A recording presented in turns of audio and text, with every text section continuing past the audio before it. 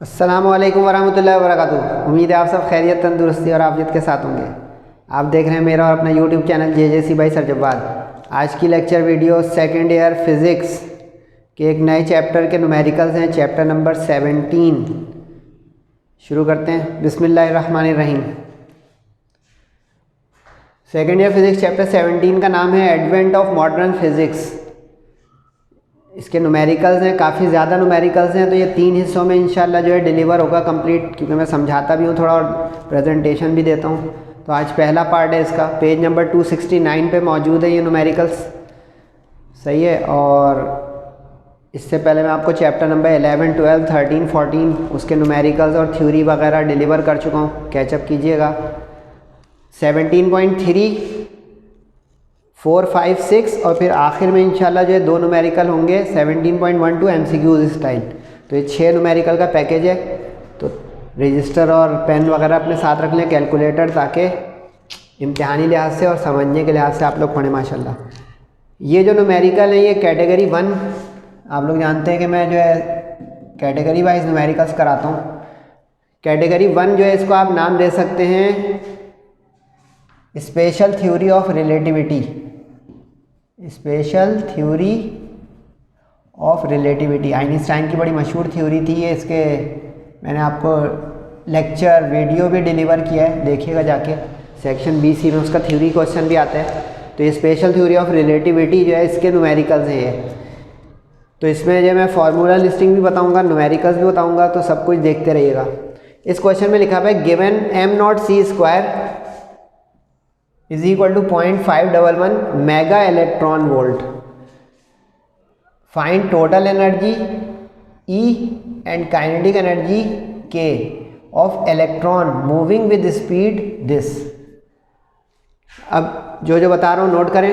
m0c² इस चैप्टर या आइंस्टाइन की थ्योरी के मुताबिक रेस्ट मास और मूविंग मास जो है इसका कॉन्सेप्ट अलग अलग है। यानी हम जो बचपन से पढ़ते हुए आए हैं कि एक रेस्ट मास होता है किसी चीज़ का या मूविंग मास होता है, उससे कोई फ़र्क नहीं पड़ता। यानी कोई चीज़ चल रही हो या रुकी हुई हो, मास तो मास है, कांस्टेंट होता है। लेकिन आइंस्टाइन ने जो है ये रेवोल्यूशन बर्पा किया था फिज़िक्स की दुनिया में, जब उसने ये बोला था कि रेस्ट मास अलग होता है, मूविंग मास अलग होता है, यानी मैग्नीट्यूड वाइज, वैल्यू वाइज अलग होता है। यानी कि मास एक एब्सोल्यूट एंटिटी या क्वांटिटी नहीं है। तो अब यहाँ पे यही हमें अब देखना है कि ये m0 जहाँ पे आएगा इसका मतलब होगा रेस्ट, और जहाँ पे m आएगा इस तरह इसका मतलब होगा मूविंग।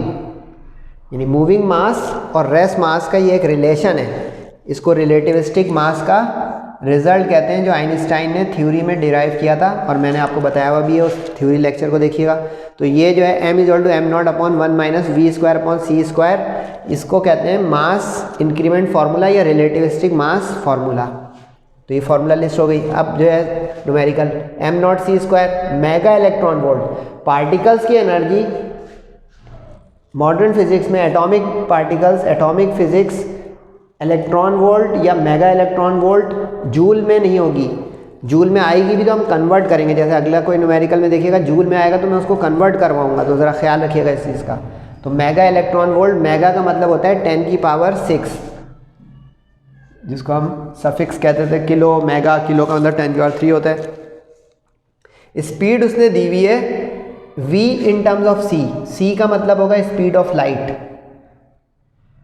क्योंकि ये जो थ्योरी है ये इसी बुनियाद पे कि स्पीड ऑफ लाइट से कंपैरिजन में अगर किसी चीज़ की स्पीड आ जाए, उस रेंज या उस विसिनिटी में आ जाए, तब ये रिमार्केबल चेंजेस होंगी मास में या लेंथ में या टाइम में। तो ये c है स्पीड ऑफ लाइट। सही है जनाब।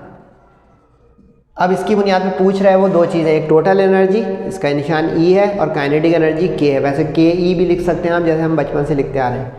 अब ये जो रिलेशन मैंने आपको बताया है, इसमें देखें गौर से, एक c² के साथ मिलकर ये एनर्जी बनती है। और ये कौन सी एनर्जी? अगर आपने आइंस्टाइन का पोस्टुलेट पढ़ा, ये एक होता था E = mc², तो इसी तरह E0 हो जाएगा m0c²। ये 2 फार्मूले भी लिख लें।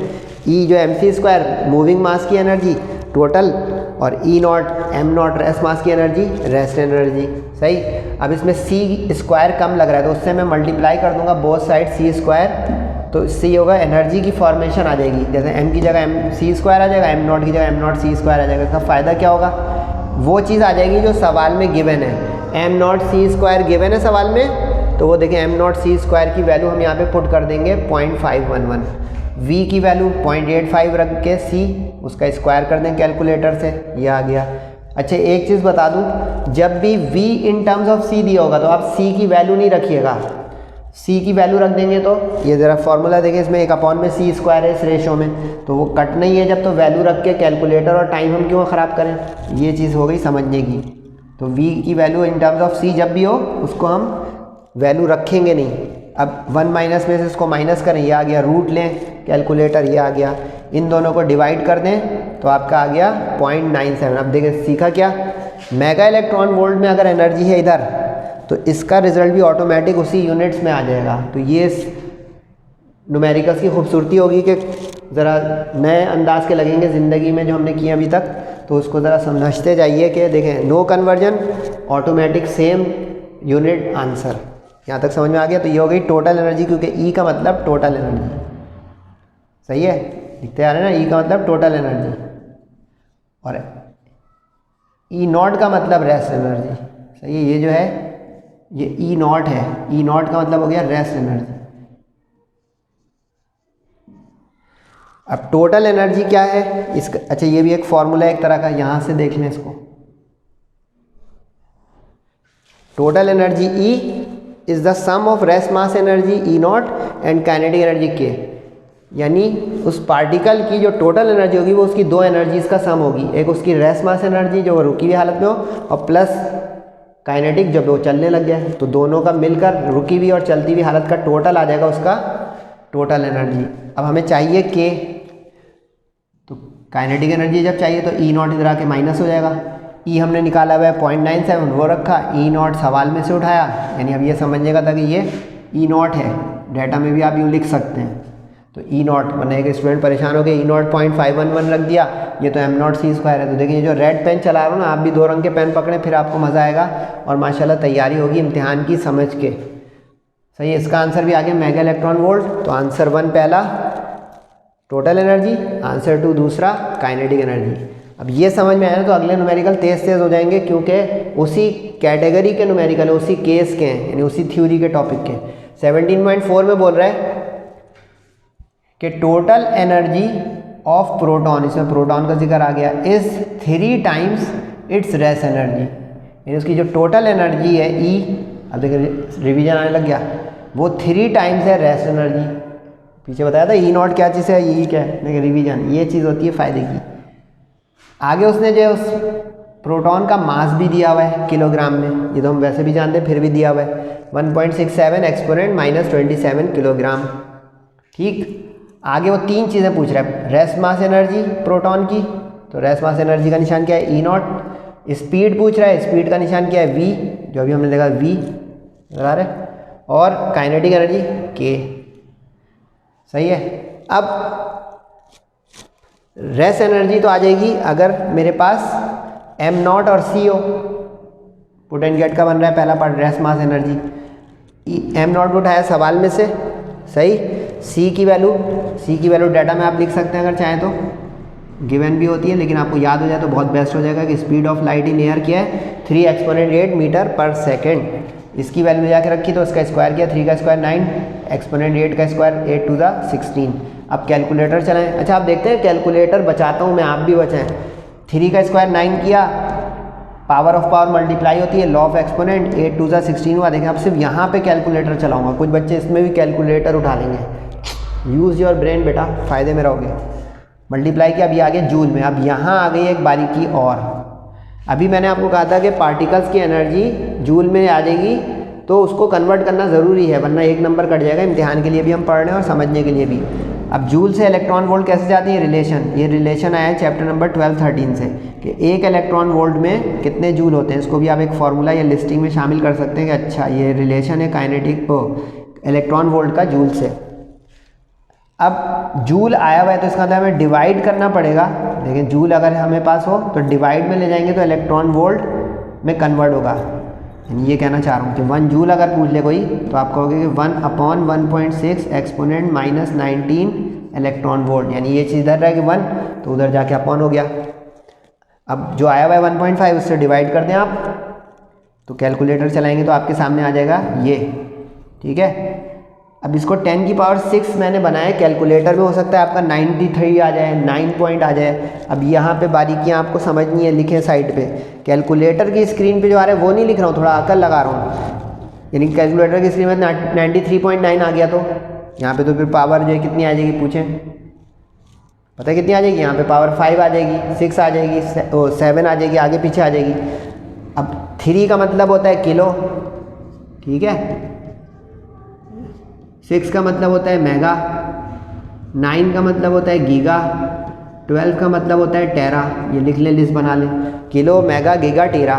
तो अब यहाँ पे देखिए 10 की पावर 6 इसलिए बनाया ताकि इसको मैं मेगा में लिख सकूँ। ये देखिए रिवीजन आने लग गया कि इसमें दिया हुआ था तो हम इसमें इतनी बड़ी गिनती को मेगा बना लें। तो ये देखिए ये चला गया हिस्सा मेगा में कि 10 की power 6 electron volt is 1 mega electron volt. तो नतीजा 939 mega electron volt is the rest energy. देखिए समझ आ रहा हूँ तो टाइम लग रहा है, और ये मेरा जुमला तो पता नहीं कुछ लोगों के सामने मशहूर ही हो गया हो कि अंडरस्टैंडिंग टेक्स टाइम। रिलेटिविस्टिक मास, अच्छा ये अब आगे पूरा रिवीजन इसलिए कि देखिए हमें पूछा गया उसने स्पीड और काइनेटिक एनर्जी। स्पीड v इस फार्मूले के अंदर फंसा हुआ है, ये जो हमने अभी बताया था आपको बॉक्स बना के। तो इस फार्मूले से v निकाल लेंगे और जब v आ जाएगा तो इस वाले फार्मूले से काइनेटिक एनर्जी। तैयार है? तेज़ी से आ जाए फिर। रिलेटिविस्टिक मास का फॉर्मूला उठाया, c² की कमी है बोथ साइड तो मल्टीप्लाई किया ताकि इधर बन जाए एनर्जी E और इधर बन जाए energy race mass energy E0। समझ में आना शुरू हो गया? ये हो गया आपका E एनर्जी वाला और ये आपका हो गया E0 रेस्ट एनर्जी वाला, सही। अब उसने सवाल में एक चीज़ दी हुई है कि total energy is 3 times the rest energy, यानी E is equal to 3 times. अच्छा ये याद नहीं कीजिएगा, न्यूमेरिकल चेंज हो सकते हैं, 2 टाइम्स, हाफ, 4 टाइम्स, रीमेक करते रहेगा इसको।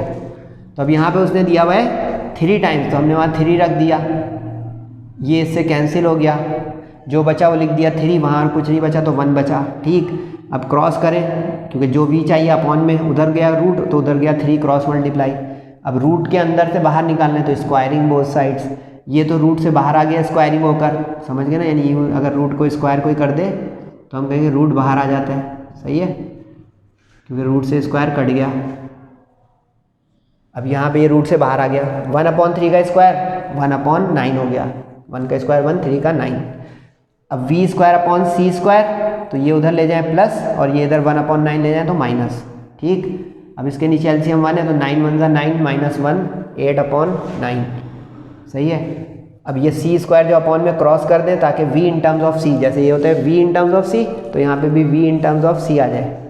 अब यहाँ पे v² तो स्क्वायर रूट अब लेंगे, जैसे यहाँ पे रूट को निकालना था तो स्क्वायरिंग की, अब स्क्वायर को हटाना है तो स्क्वायर रूट करेंगे, क्योंकि स्क्वायर रूट अभी होता है वो बाहर आ जाता है इस तरह का। यानी परफेक्ट स्क्वायर अगर होता है यहाँ पे तो स्क्वायर से हट के x बाहर आता ना, तो ये हुआ v² बाहर, इस तरह c² रूट से बाहर c 8/9 रूट में चला गया। अब 8 को अगर गौर करें तो ऐसा हो सकता है, ये 2 4 ज़ा 2 2 ज़ा 2 1 ज़ा, तो ये हो गया 2 पेयर बन के 1 और 1 अनपेयर अंदर, 9 परफेक्ट स्क्वायर है, 3 बाहर आ गया। यानी इसका आंसर आप यूँ भी लिख सकते हैं, अगर पहला वाला क्वेश्चन आपने पीछे देख लिया हो तो टीचर एक्सेप्ट कर लेगा, क्योंकि आपने इन टर्म्स ऑफ सी लिख दिया था। यहाँ पे in terms of C given है तो वो रिक्वायर्ड भी हमारा जो है एक्सेप्ट हो सकता है, लेकिन वैल्यू रख दें तो गिनती में आ जाएगा कितने स्पीड से प्रोटॉन चल रहा है। सी की वैल्यू 3 × 10⁸ है, बताया था, रख दें। कैलकुलेटर चलाएँ, 3 से देखें फिर कैलकुलेटर चलाएँ, मैंने कहा फिर रुक गया, 3 से 3 काट दिया, जो बचा उस पर कैलकुलेटर खाली चलाएँ। देखिए 3 से 3 कैंसिल, सिर्फ जो बचा उस पर कैलकुलेटर चलाएँ, रूट वाली चीज़ से बाहर। Is the speed of proton, answer B.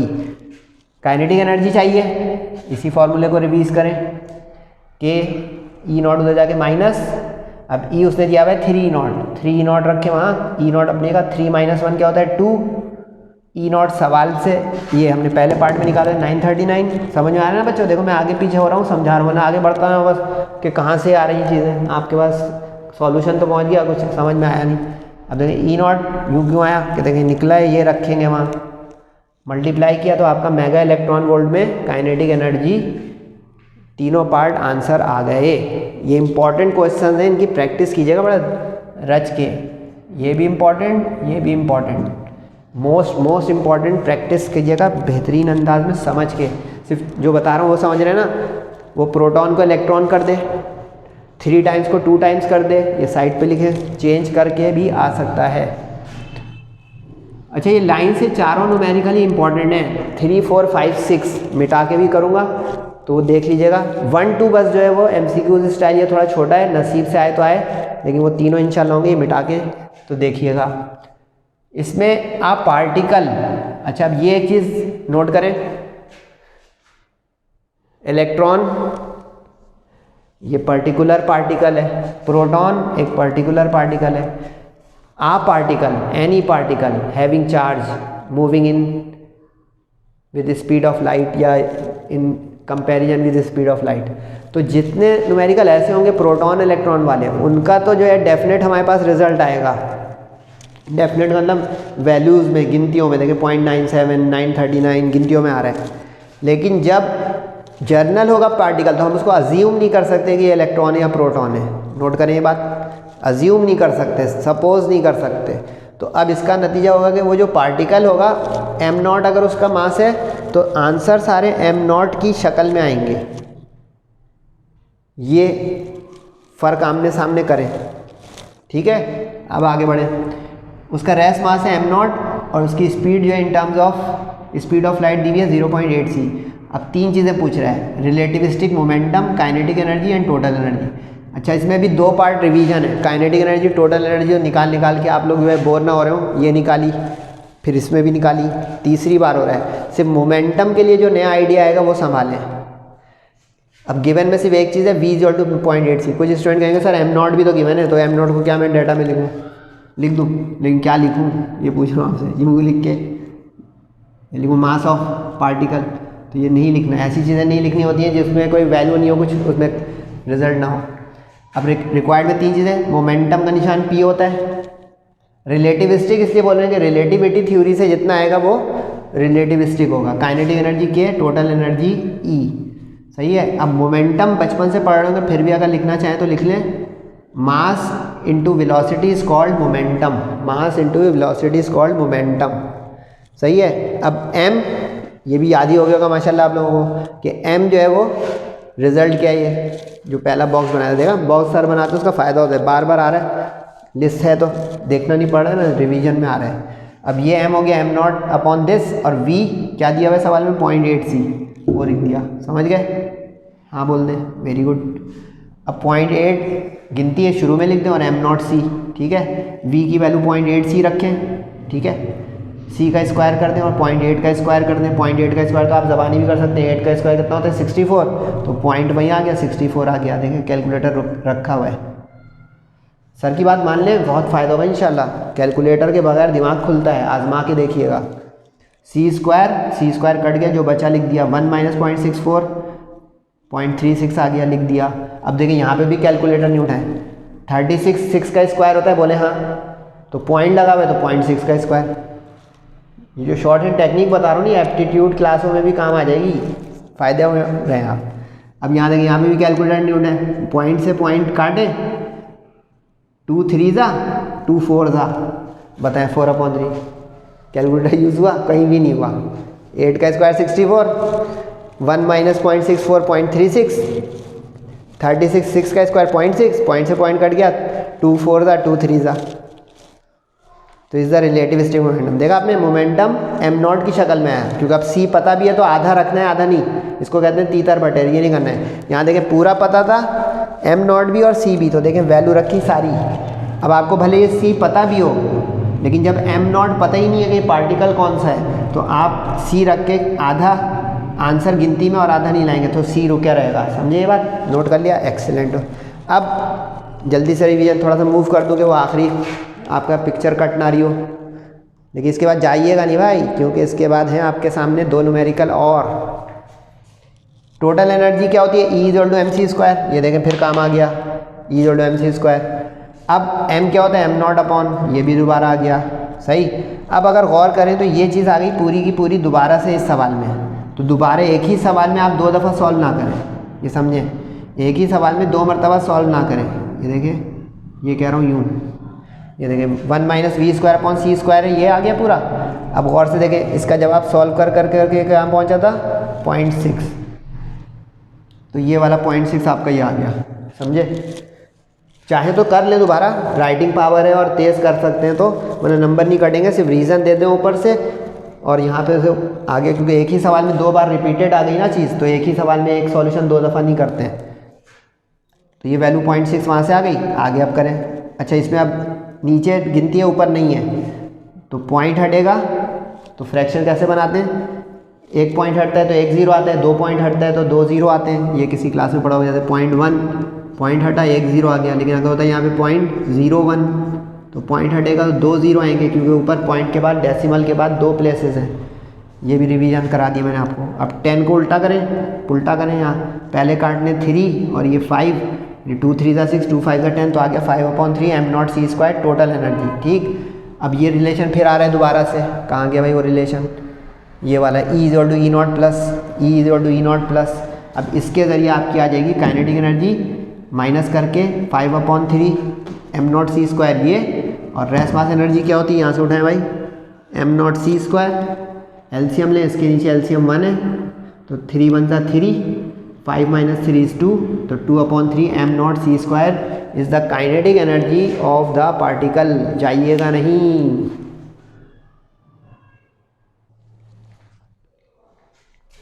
ये आज के लेक्चर के आखिरी 3 न्यूमेरिकल्स देख लें। ये उसी कैटेगरी का है जो चल रही है हमारी रिलेटिविटी थ्योरी, सही है। ये भी इंपॉर्टेंट है, ये लाइन से 4 इंपॉर्टेंट है, प्रैक्टिस कीजिएगा खूब। 17.3456 इसमें लिखा है what will be the velocity and momentum of a particle. अच्छा, अभी जो सेकेंड लास्ट न्यूमेरिकल गया ना 17.5, उसी नस्ल का है। पार्टिकल एक जर्नल है जिसका मास m0 दिया हुआ है, और आगे कह रहा है कि काइनेटिक एनर्जी इसकी जो है वो इक्वल है इसके रेस्ट मास एनर्जी के, सही। तो पार्टिकल का मास m0 है, तो डाटा में लिखने की जरूरत नहीं है, वो कि सिर्फ m0 रेस्ट मास लिख भी सकते हैं। Kinetic energy is equal to rest mass energy given है, तो kinetic energy is equal to rest mass. Velocity पूछ रहा है v, मोमेंटम पूछ रहा है p। लास्ट न्यूमेरिकल सामने रखे हैं तो बिल्कुल लगेगा रिविजन्स है। अब टोटल एनर्जी क्या होती है, रेस्ट मास एनर्जी और काइनेटिक का सम, सही। गिवन है कि काइनेटिक एनर्जी रेस्ट मास के इक्वल है, तो काइनेटिक एनर्जी रेस्ट मास के इक्वल है, तो यहाँ k की जगह E0 पुट कर दें, तो E0 प्लस E0 कितना हो जाएगा, ट्वाइस ऑफ E0, सही। E क्या होता है, टोटल एनर्जी mc स्क्वायर। बार बार बताता हूँ, आप लोग जो है बार बार पक्का करें। देखते हैं सर एक ही चीज़ को कितनी बार लिख देते हैं, कुछ पता है क्यों लिख देते हैं। मेरी प्रैक्टिस हो रही है, आप भी यही करें, देखें आपको कैसा पक्का फरफर हो जाएगा माशाल्लाह से। तो E हो गया mc स्क्वायर, E0 हो गया m0 c स्क्वायर, यानी टोटल एनर्जी और रेस्ट मास एनर्जी। अब c स्क्वायर से c स्क्वायर कैंसिल हो गया, जो बचा वो लिख दिया m0 = 2 m0। अब m का रिलेशन ये 3 सवालों में आ चुका है, देखें m किसके बराबर होता है, m0/1 - v square c square under the root, और 2 m0 ये रहा अपनी जगह सामने। अच्छा, पिछले 3 न्यूमेरिकल में बोला नहीं है मैंने, लेकिन अब तो आप लोगों को शायद मेरे साथ पढ़ के आदत हो जाएगी। वर्टिकल सारे सॉल्यूशन कीजिएगा, इस तरह स्टेप में नहीं कीजिएगा, मुझे एडजस्ट करना होता है इसलिए करता हूँ। पूरा ऊपर से नीचे साफ सुथरा काम वर्टिकली, ठीक है, बोर्ड एग्जाम में भी अपने इम्तिहान में। अब जो बचा उसमें m0 कट गया, ये बचा 1/, तो इसको क्रॉस उधर कर दिया, 2 को इधर, क्योंकि v जो चाहिए वो रूट के अंदर है, तो रूट वाली चीज़ को उधर क्रॉस मल्टीप्लाई में ऊपर लेगा, 2 को इधर क्रॉस मल्टीप्लाई में नीचे ले आए। अब स्क्वायरिंग बोथ साइड करें तो 1/2 का स्क्वायर अलग हो जाएगा, रूट का अलग। अच्छा, यहाँ मैंने करके दिखा दी है कि छोटे न्यूमेरिकल है तो करके दो, वरना पीछे मैं स्क्वायरिंग ज़बानी कर रहा था। ये उनके लिए कि अगर समझ नहीं आता तो ये कि अच्छा स्क्वायरिंग का मतलब ये होता है कि रूट वाली चीज़ रूट से बाहर आ जाए और गिनती वाली स्क्वायर हो जाए, 2 का स्क्वायर 4 और वो रूट से बाहर आ गया। अब v² c² इधर करें, 1/4 उधर जाके माइनस और इधर जाके प्लस, एलसीएम आ गया इसका 1, तो 4 1 4 -1/4, 4 - 1 3/4, उधर आ जाए भाई v² is equal to cross multiply 3c²/4। अब हमें v चाहिए तो स्क्वायर रूट ले लेंगे, स्क्वायर रूट जब बोथ साइड लेंगे तो इधर का v² का रूट तो यूँ कट के बाहर आ जाएगा और उस पर रूट आ जाएगा। 3 परफेक्ट स्क्वायर नहीं है तो अंदर, 4 परफेक्ट स्क्वायर तो बाहर आ गया, 2 का स्क्वायर बन के, और c² परफेक्ट स्क्वायर है बाहर आ गया। अच्छा, ये अभी लास्ट न्यूमेरिकल में बता चुका हूँ, फिर बता दूँ। अगर जर्नल मास वो पार्टिकल्स होंगे, सॉरी, यानी पता नहीं है कि इलेक्ट्रॉन है कि प्रोटॉन है कि पॉजिट्रॉन है, तो उस सूरत में आप सी की वैल्यू नहीं रखें, आंसर सारे सी की शक्ल में आएंगे। जबकि इसी के पीछे जो एक न्यूमेरिकल मैंने किया था प्रोटॉन वाला, उसमें देखिए वैल्यू आ गई थी क्योंकि प्रोटॉन पर्टिकुलर चार्ज था और इस वजह से। दूसरा पूछ रहा है वो मोमेंटम। मोमेंटम होता है मास इंटू वेलोसिटी। मास यहाँ पे निकाल चुके हैं, आप ये देख लें सॉल्व करके। अगर भूल गए हैं तो रीज़न दे सकते हैं कि हम m ऊपर निकाल चुके हैं 2m0। ये सिंस का निशान होता है, निशान भी बनाना सीख लें, सिंस या बिकॉज, रीज़न में आता है ये। अब m रख दिया 2m0, v हम ऊपर निकाल चुके हैं, यहाँ से रख दिया, 2 से 2 कट गया, डिवाइड मल्टीप्लाई, जो बाकी बचा इसका मोमेंटम आ गया। अच्छा, अब ध्यान रहे कि सवाल में तो उसने मोमेंटम लिखा था, सर आपने रिलेटिविस्टिक क्यों लिखा? रिलेटिविटी थ्योरी है, रिलेटिविस्टिक होगा, इसलिए देखिए मैंने आंसर में ब्रैकेट लगा दिया है कि टीचर कह गया जी तो पढ़ने वाले बच्चे माशाल्लाह बारीकियाँ जानते हैं। बाकी आपकी मर्ज़ी, अगर सिर्फ सवाल देख रहे हैं तो मोमेंटम लिख दें, कोई मसला नहीं है। अब ये 2 वार्म अप क्वेश्चन है, जल्दी से देखें और छुट्टी मनाएं, लेकिन फीडबैक देना मत भूलिएगा, कमेंट वगैरह कर दिया करें, थोड़ा दिल रह जाता है टीचर का।